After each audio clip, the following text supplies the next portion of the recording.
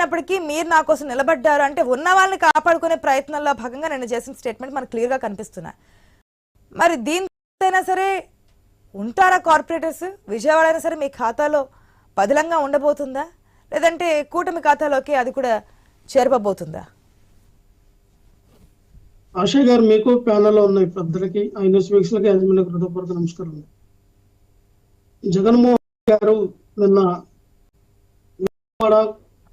కార్పొరేటర్లు అలాగే ముఖ్య నాయకులతో మీటింగ్ పెట్టడం జరిగింది. ఆ మీటింగ్ లో నేను కూడా పాల్గొన్నానండి. నేను విజయవాడలోనే ఉన్నాను. ఇప్పుడు జగన్మోహన్ రెడ్డి గారు ఒక హామీ అనేది ఇచ్చారు. కార్యకర్తలకు కానివ్వండి, కార్పొరేటర్లు కానివ్వండి, అలాగే మేయరు, డిప్యూటీ మేయర్ కూడా చెప్పింది ఏంటంటే రాజకీయ ఒత్తిళ్లు ఉంటాయి.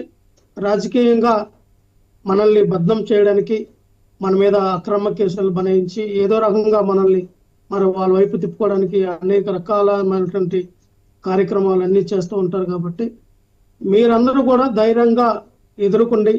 ఖచ్చితంగా మరి ఈ రోజున ఎవరైతే మరి ధైర్యంగా ఎదుర్కొంటారో, నిలబడతారో, రాబోయే రోజుల్లో మన ప్రభుత్వం వస్తుంది. ఖచ్చితంగా మనం అందరం కూడా స్టేట్మెంట్ గురించి మాట్లాడదాం. లక్ష్మణరావు గారు సేమ్ అదే చెప్తాను. విజయవాడ గురించి చెప్పండి. మేయర్ పీఠాన్ని ఖాతాలో వేసుకోబోతున్నారా?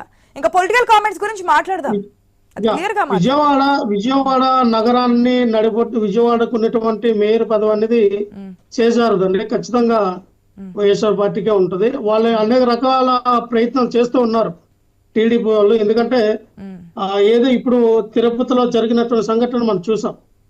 ఏ రకంగా అయితే మరి అక్కడ కనీసం కూడా టీడీపీ కూటమికి ఎటువంటి బలం కూడా లేదు.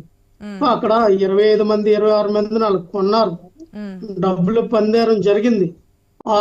ఆ కార్పొరేటర్ ఒక 50 లక్షలు ఖర్చు పెడితే ₹1 కోటి రూపాయలు ఖర్చు పెడితే 2 కోట్లు. అలాగా ఎవరికి ఎంత ఖర్చు పెట్టారో ఆ బేరసారాలు ఆడి డబ్బులు ఇచ్చుకున్నారు. కొంతమందిని బెదిరించారు. మీరు గాని మా పార్టీలోకి రాకపోతే మీ ఆస్తులు మిమ్మల్ని ఆర్థికంగా ఇబ్బంది పెడతామని చెప్పి అక్కడ స్థానికంగా ఉన్నటువంటి కార్పొరేట్లు ఎవరైతే వాళ్ళ అపార్ట్మెంట్లు ఉన్నాయో అపార్ట్మెంట్లు అన్ని కూడా కూల్చేశారండి. ఆర్థికంగా నష్టం చేశారండి. అలాగే వాళ్ళ మీద అక్రమ కేసులు బనాయించారండి. అప్పటికీ లొంగపోతే పోలీసు వ్యవస్థలో వినియోగించుకుని ఆ పోలీసులు కూడా వీళ్ళ మాట వినకపోతే వాళ్ళందరికీ ఒకటే హుకుం జారీ చేశారు. ఎవరైతే ఎస్పీ కానీ, డిఎస్పీ కానీ, ఎస్ఐ కానీ, సిఐ కానీ ఎవరైనా మా మాట కానీ మీరు వినకపోతే మీరందరూ కూడా వైఎస్ఆర్ పార్టీకి సంబంధించిన సానుభూతి పరులు అని చెప్పి మీ మీద గతంలో ఇగో ఇల్లీగల్ కాంటాక్ట్స్ ఇల్లీగల్ చేశారని చెప్పి పోలీసు వ్యవస్థనే బ్లాక్మెయిల్ చేసి, పోలీసులనే బ్లాక్మెయిల్ చేసి వాళ్ళని బెదిరించి ఈ యొక్క కార్పొరేటర్లందరూ కూడా మన క్యాంప్ రాజకీయం చేశారు. కిడ్నాపులు చేయించి, పోలీసుల సహకారంతోనే కిడ్నాపులు చేయించి క్యాంప్ రాజకీయం చేసి ఎక్కడొక్కడ పెట్టి వాళ్ళేమో ఇగో ఎలక్షన్ ఏమో అయిన తర్వాత ఓట్లేమో వాళ్ళకి వేసిన తర్వాత వాళ్ళ యొక్క పశ్చాత్తాపం మనం చూసాం.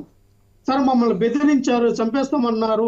ఇక మిమ్మల్ని లొంగపోయినా సరే మీ పిల్లల్ని మిమ్మల్ని చంపేస్తాం, కిడ్నాప్ చేస్తాము, ఆల్రెడీ మీ పిల్లలు మా దగ్గరే ఉన్నారు, మీరు కానీ మాకు ఓటు అయిపోతే మీ భార్య పిల్లల్ని మీరు చంపేస్తామని మమ్మల్ని బెదిరించారు సార్. పోలీసుల దగ్గరికి వెళ్తేమో సరెండర్ అయిపోయారు సార్. పోలీసులు వాళ్ళే కూటమి ప్రభుత్వానికి అనుకూలంగా ఉండి మమ్మల్ని ఇచ్చేస్తే మేమేం చేయాలి సార్? అటువంటి పరిస్థితుల్లో మేము విజయవాడలో పోలీసులు సహకరించట్లేదా కూటమి నాయకులకి? ఖచ్చితంగా విజయవాడలో కూడా తిరుపతిలో జరిగిన దానికన్నా ఎక్కువ చేస్తారండి. చేయరని నేను అనట్లా. అయితే ఎంతవరకు ఇక్కడ ఉన్నటువంటి కార్పొరేటర్లు కాపాడుతారా అనేది నిన్న జగన్మోహన్ రెడ్డి గారు ఏదైతే మరి ఈ విజయవాడ వెస్ట్, ఈస్ట్ అలాగే సెంట్రల్ లో ఉన్నటువంటి నాయకులకి ఒక దశా నిర్దేశం ఇచ్చారు. మీరందరూ కూడా ఇప్పుడు చాలా పగడబందిగా మీరు ప్లాన్ ఖచ్చితంగా వాళ్ళని బలహీన పడకన్నా వాళ్ళకి నేనున్నానని ఒక భరోసా మీరు ఇవ్వండి. ఎవరెవరైతే మన కార్పొరేటర్లు ఉన్నారో వాళ్ళకి నిత్యం మీరు టచ్ లో ఉండి వాళ్ళకి అన్ని రకాలు మనం ఆదుకుంటామని చెప్పి వాళ్ళు బయటకు వెళ్లకుండా అవసరమైతే వాళ్ళ మీద ఎటువంటి అయినా ఈ పోలీసు వ్యవస్థను వినియోగించుకొని మీ మీద ఎటువంటి అయినా ప్రైవేట్ కేసులు పెట్టిస్తాం, చట్టం పరంగా పెట్టాలని జగన్మోహన్ సలహాలు ఇవ్వడం జరిగింది. అలాగే ఆ ప్రయత్నాలు కూడా జరుగుతున్నాయండి. ఒకసారి మనం దెబ్బతిన్నాం కాబట్టి ఖచ్చితంగా ఇప్పుడు ముందు చూపు జగన్మోహన్ రెడ్డి సో గారు నిన్న దెబ్బతిన్నారనా ఏదైతే లేదంటే మరి అధినేత విజయవాడ లండన్ నుంచి రావడం లేట్ అయింది కాబట్టి ఖచ్చితంగా కొంచెం ఈ లోపు కూటమి ప్లాన్ సక్సెస్ అయిందనా?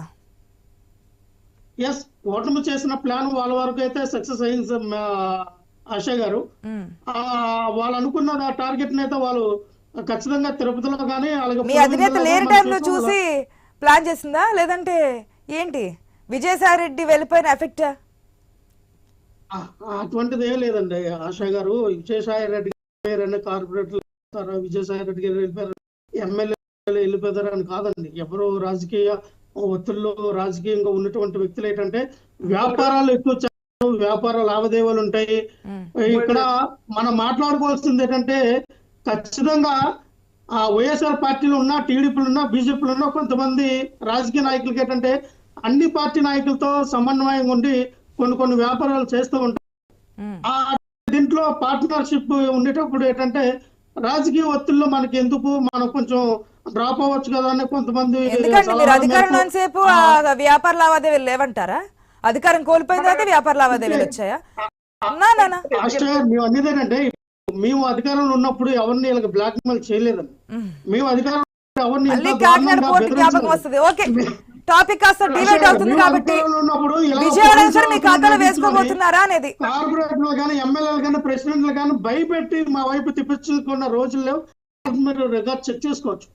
మేము ప్రజాస్వామ్యం విజయవాడ మీ ఖాతాలో పడబోతుంది అంటారు అంతేగా.